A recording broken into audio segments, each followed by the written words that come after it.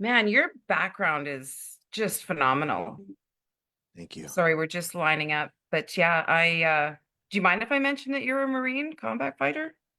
Not at That's all. so cool. Hello, everyone, and welcome to Beyond the Hairline with me, your host, Jennifer McCowan, and my incredible guest today, David Santiago. Welcome to the show, David. Thank you, Jennifer, for having me on your platform. I'm super excited to be here. Oh, I am so excited to have you here.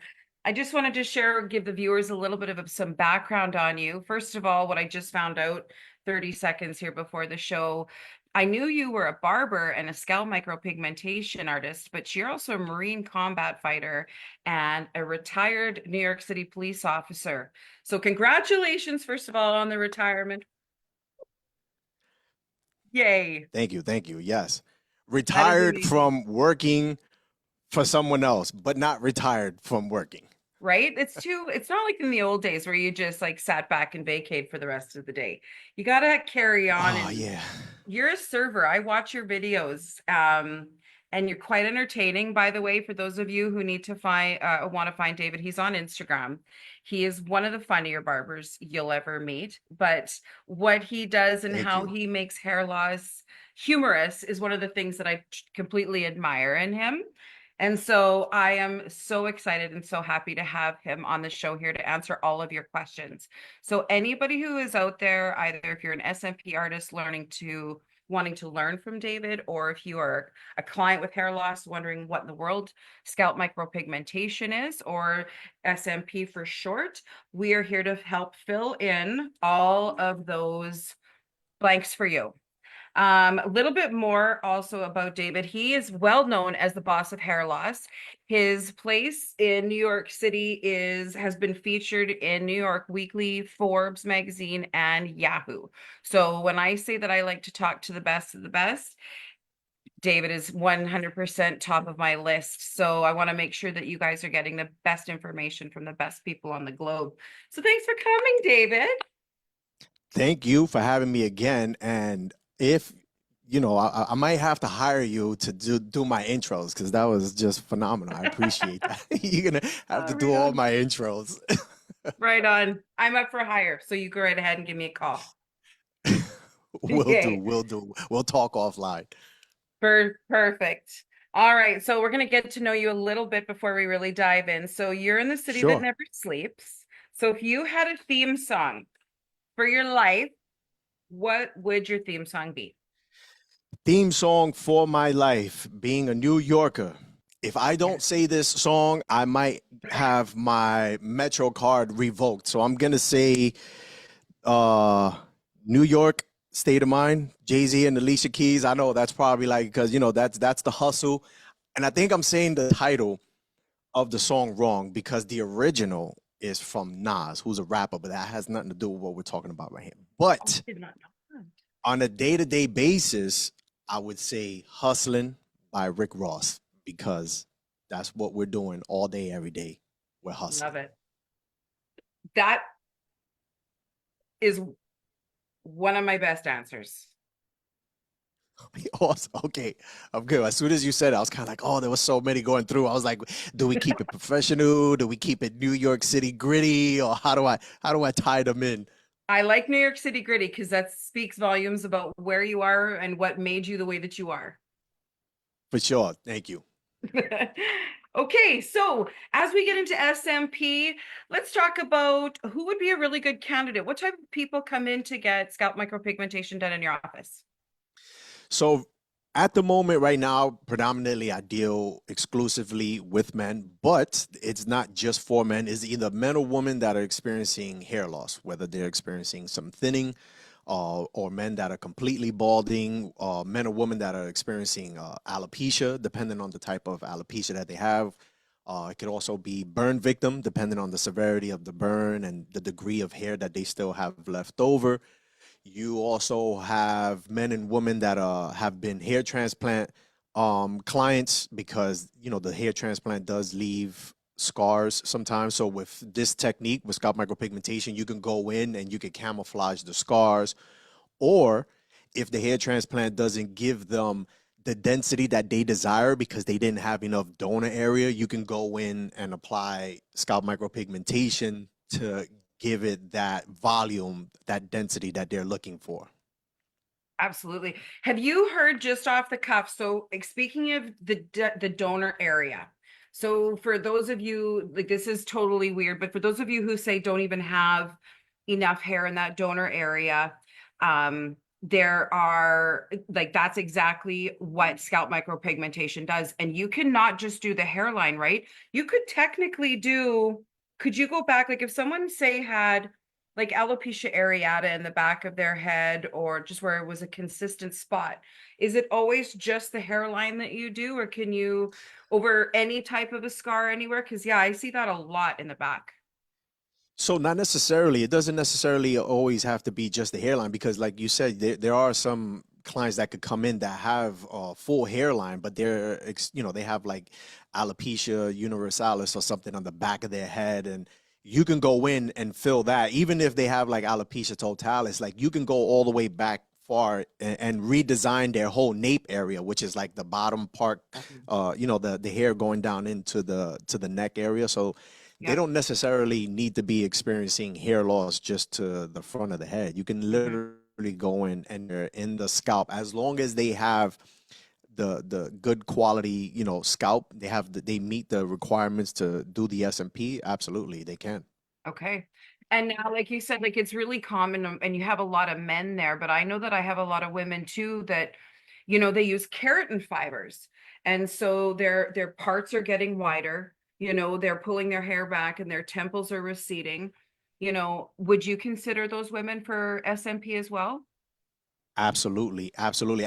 When I was promoting myself to, both men and women, that was the number one thing that was coming in. Were the woman coming in with their the sides. I forgot what's that called. The Temples. edges.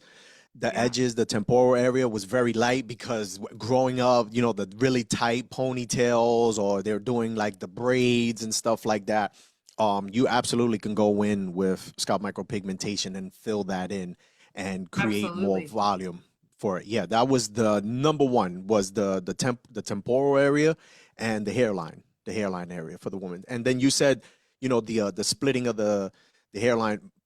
Believe it or not, some women, the women that are experiencing, in my experience, that are experiencing like the more severe hair loss, want that line to show, that they want that break. They just don't want the rest of the thinning that's Yeah. showing for some reason. I don't know if the line just makes it look cleaner, but that was always a big request. Like, I want you to fill in my scalp, but please leave the line, the Right. part, running down the Really? middle.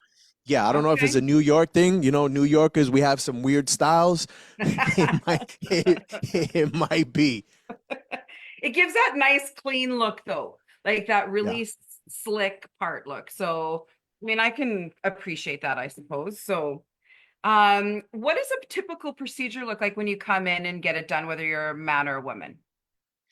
Typical procedure. So let's go to the consultation, right? So with the consultation, when they come in, obviously first you want to make sure that they are in fact a candidate for scalp micropigmentation, because not everyone is a candidate, because it depends if they have any like other underlying, scalp conditions, right? Okay. Sometimes you may need to incorporate a dermatologist and have them, go undergo some sorts of medications or anything like that to treat it before you can, go in and put several hundreds of thousands of little needles onto the scalp. Yeah. But you want to do a consultation, right? Assess, make sure that they're a good candidate for it, and then you schedule them. On the first session, you is going to, depending on the severity of the hair loss, you look at anywhere between 2 to 4 hours.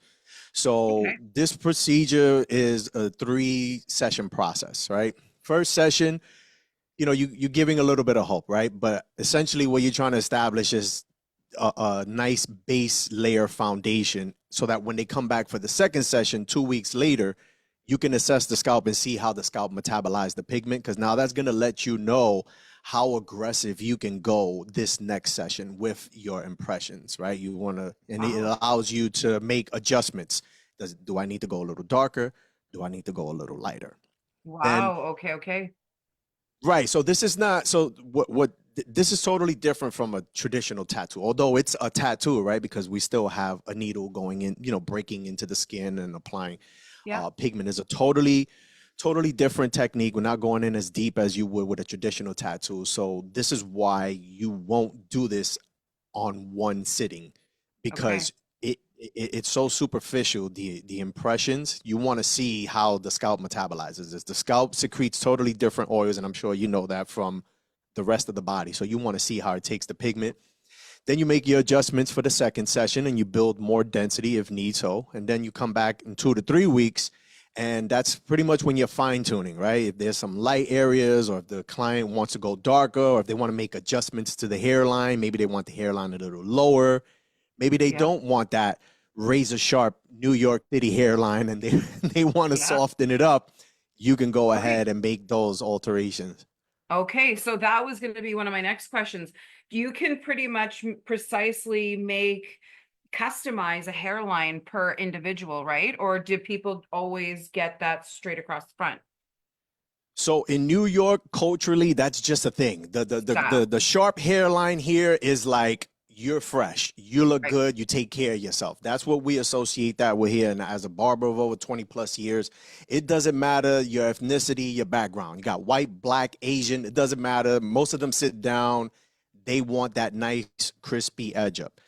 Okay. Do you have to give everyone that? Absolutely not. It's just culturally here, depending on where you are in New York. That's what they want. But I like to say this, and I hope your audience doesn't take offense to this. I tell the guys, listen, you get the hairline of your dreams here. This is our boob job, okay? Whatever you want, you can get. If you want a straight hairline, we can make it happen. If you want something that's a little more natural, something maybe a little more age appropriate, we can make it happen. I often have them pull out a photo of when they did have hair, and I tell Brilliant. them, is this something that you want? And sometimes they go yes. Sometimes they're like, well, you just told me this is like a boob job, so I can get whatever the hell I want. I never had that hairline, even when I had hair. So just give me this. And, that's the beauty of it. That's just it. That's kind of what we do with hair systems too here, right? Like, I mean, I just want my dream hair. I don't want to mess around with my own. I've done that. I did that for years. I just want the perfect be all and end all hair. So, okay. So how long does SMP last? Is this a lifetime thing? Do they got to get touched up? What's the scoop there? So this requires some touch up, and by Sure. design, again, Yep. because this is not like a traditional tattoo that you're packing in so much ink that even a traditional tattoo, after a while it fades and it needs You more. bet. But this is by design, because if you packed in scalp micropigmentation the way you would a traditional tattoo, you'd have a bunch of men walking around here with lifetime yarmulkes, and Yeah. most of us do do not do do not want that. No disrespect to my Jewish people. I'm just saying, Right. Yes. not Yeah. everyone wants to have, a cap, the Mickey Mouse ear on their head. So Yeah. I'm sorry. I got off tangent. I said the lifetime yarmulke, and it threw me off. Okay, that was funny though. I loved I was it. internally laughing at my own joke as I was trying to as I was trying to answer It was a perfect your response because your honestly, that's what question.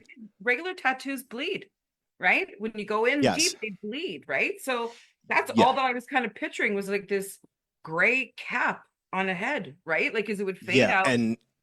And this should not be done like that. When done correctly by a professional, you should not be experiencing any kind of like bleeding or blood having, going through its like Nice. coagulating phase and stuff like that. You shouldn't experience any of that.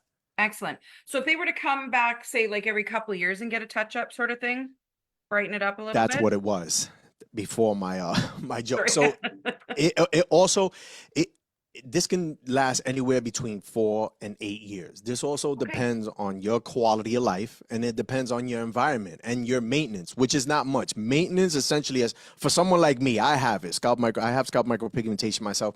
I chose to go with something a little more subtle. I didn't want it like too dark, but I always apply SPF on myself every day, even in the wintertime out here. But I also know that even in the winter, the sun's UV rays goes through And we all know that the UV rays can be damaging to the tattoos. That's like, you know, that's the devil for tattoos. So Absolutely. it can go, anywhere from 4 to 8 years, but you could also end up having someone that just doesn't follow proper aftercare, or they are outside, fishing or doing whatever recreational activities and not covering their head Well, and even like a experience fading Florida sooner. lifestyle versus a New York lifestyle, right? Depends on where you live. Correct.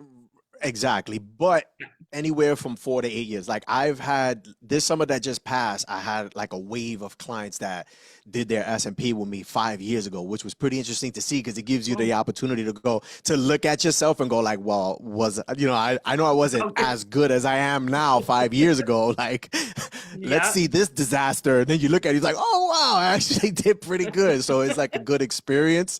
Right But on. I got a wave of guys that did the procedure, 5 years ago. And it's Okay. just, So and that it sort of doesn't seems to necessarily have be to be that. okay. Yeah. So it's about the mean, the average in there. Okay, perfect. Is there any type of recovery or is there risk involved in this at all?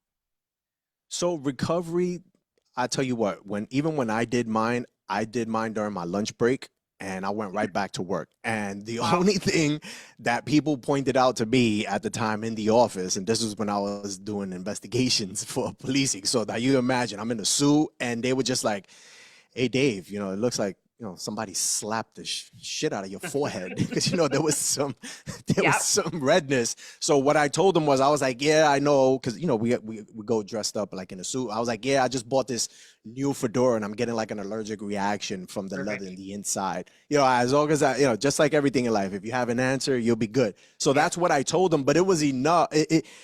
It's nothing that creates such an eyesore that people are going to look at you and go like, wow, you look like you're in some serious pain. Like, what happened? It Yeah. looks like a rash.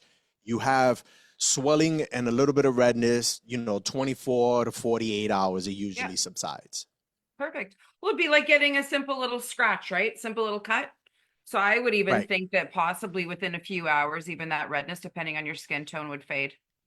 Yeah, it You're literally not looks going. like you have like some sort of like you're having a rash or an allergic reaction. And what I mean by allergic reaction is just the redness and subtle swelling. Nothing Nice. like crazy. Now, Not like when could you there watch be this transplant patients come home from Turkey and they go, oh, yeah, see now that's an invasive procedure. So yes, that they go through like swelling. S&P is not an invasive procedure. Again, we're just taking needles and making little impressions onto the scalp. Where a transplant, like that's a surgical, like they're going into like the skull pretty much to do exactly. whatever it is that they do.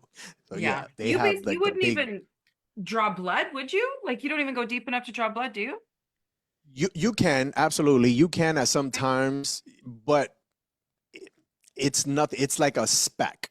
Right. And sometimes it also depends on the client too. That's why we tell clients before they come in, listen, if you're on blood thinners or anything like that, try to do 24 to 48 hours without it. Don't consume any alcohol, don't take any drugs, because those things could, they thin the blood, and then it just makes the job harder on you, and it really doesn't it doesn't allow the pigment to stick to settle the way it needs to. So when they do come in like that, you just gotta send them home. Yeah. So it's similar to ink, getting regular ink then in that regard, where, it's just the blood's going to carry half of it out if you end up drinking the night before or do any drugs and stuff like that. So you need that coagulation effect to happen. Yeah, absolutely. And like I said, this we're not going in as deep as a traditional tattoo either. So the ink, the probability of it coming out is much higher. Yeah, absolutely. Okay, so let's say not everybody can get themselves to New York. What is just things that people should watch out for when it comes to looking for an SMP artist? S&P artists. Well, for one, you want to go with someone who has a portfolio that belongs to them. Yeah, You want to make sure that it belongs to them because visit their office. That's another thing too. Visit their office, make sure they have a professional setting for you. You're not getting this done, in grandma's kitchen while she's in the back, cooking some gumbo. I'm all for bootstrapping it and starting somewhere, but at some point you need to evolve and there's got to be some evolution and professionalism kicks in. But you definitely want them to have a portfolio that belongs to them.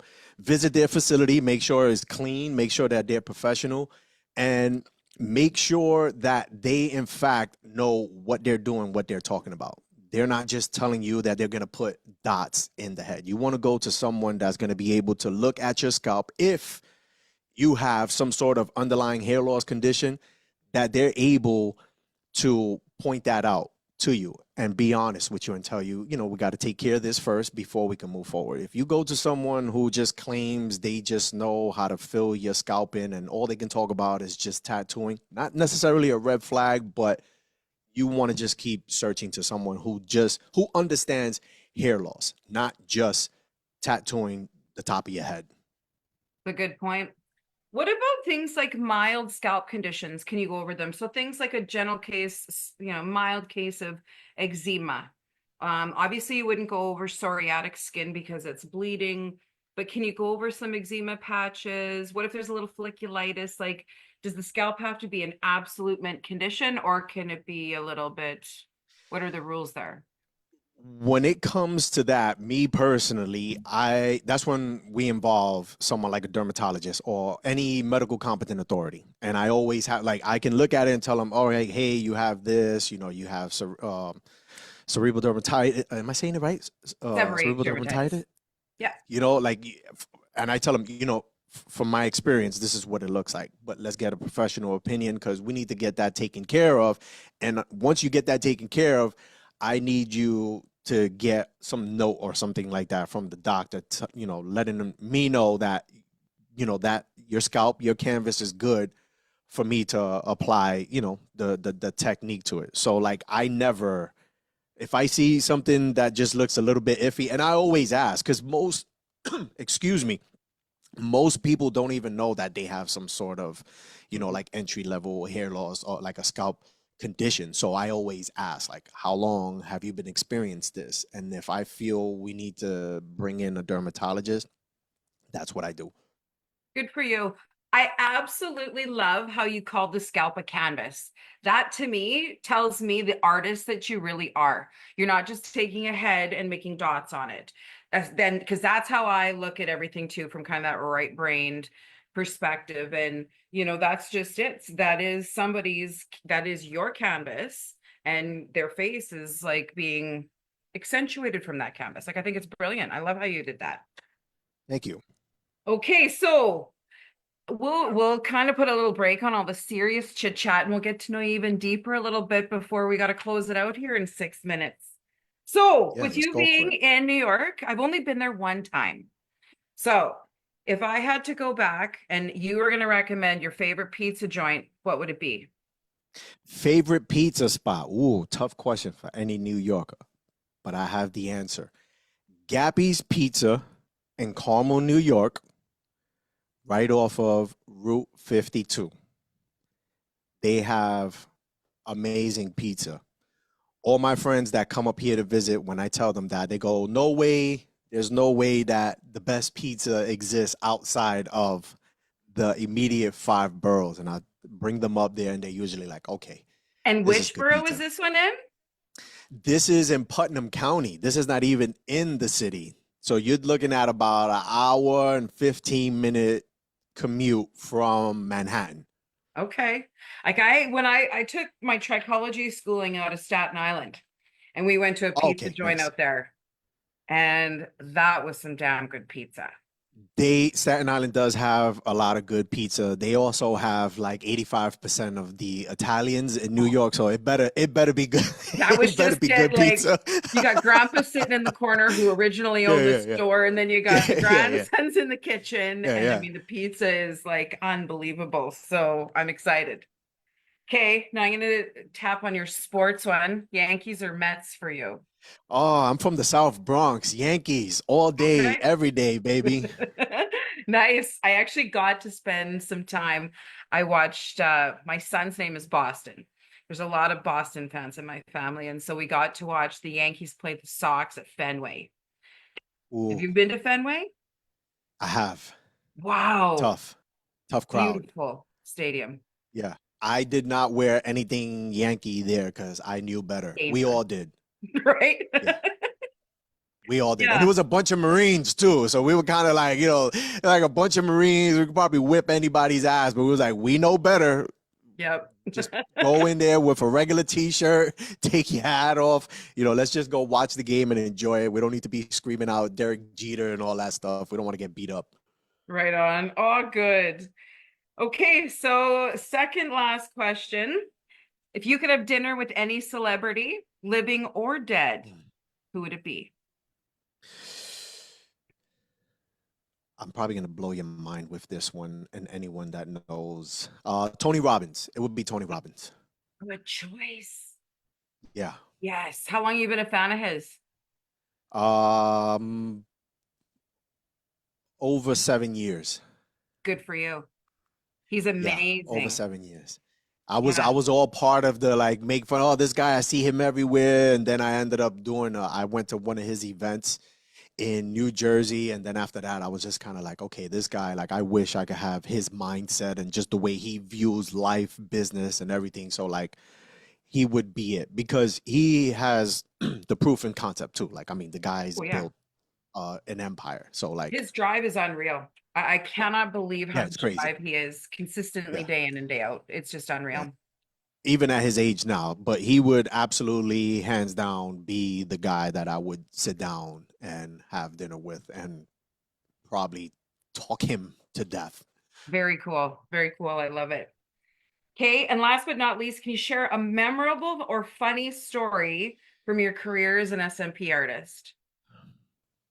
Memorable or funny one. Okay, so I think it's funny. So I had a client who came in from my area, and this area where I live at now, Putnam County in Carmel, New York, the people are significantly different from the people down in the city. So like they say that they're like 10 years behind in everything, fashion, all that stuff. So I had a gentleman who came in, Norwood 7, and he wanted his S&P done. And this guy was a square. And when I mean by square, I'm talking about like he had on, I remember he had like the big corduroy pants on, boat shoes. He had on like a jean shirt, nothing. Just, he got up and said, I'm putting whatever on. I'm going to go do this consultation. All right.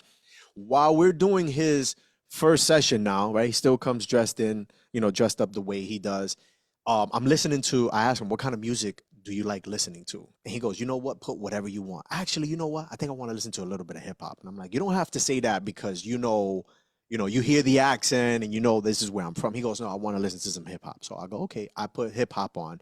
And as I'm doing his session, he's literally listening to all the words because he's going, So I'm like, oh, this guy's like, he's vibing hard. Like he's visualizing all this craziness that's happening right now in this song.